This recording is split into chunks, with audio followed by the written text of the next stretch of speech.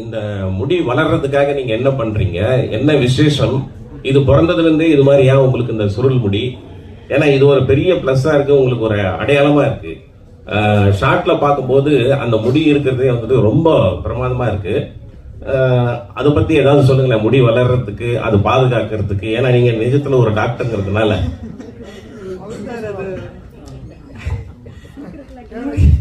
ஜென்ரலா வந்து அது ஜெனட்டிக்ஸ் தான் சார். எனக்கு பிறந்ததுல இருந்தே வந்து கொஞ்சம் முடி வந்து வளர்றது அதிகம் தான்.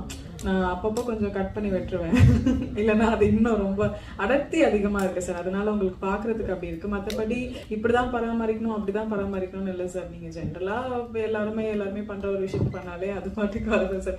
என்ன இருந்தாலும் ஜெனட்டிக்ஸ் தான். நிறைய பேர் வளர்றதே கிடையாது. ஜென்ரலா என்ன அர்த்தம்? இல்லை சார், அது ஜெனட்டிக்ஸ் தான். நான் சொல்லிட்டேனே, அவங்களோட ஜீனை பொறுத்து தான் இருக்கு. இப்போ நீங்க என்ன பண்ணாலுமே, இப்போ நான் என்ன பண்ணாலுமே என்னோட ஜீனை பொறுத்து தான் சார் இருக்கு. நீங்க என்ன பண்ணாலும் உங்களோட ஜீனை பொறுத்து தான் உங்களோட ஹேர் வளர்ற growth எல்லாமே. ஆமா, கண்டிப்பா. டைரக்டர் சார், அந்த பீரியட் போர்ஷன் மாதிரி ஒன்று வருது இல்லையா, அது ஃபுல்லாவே இருக்குமா?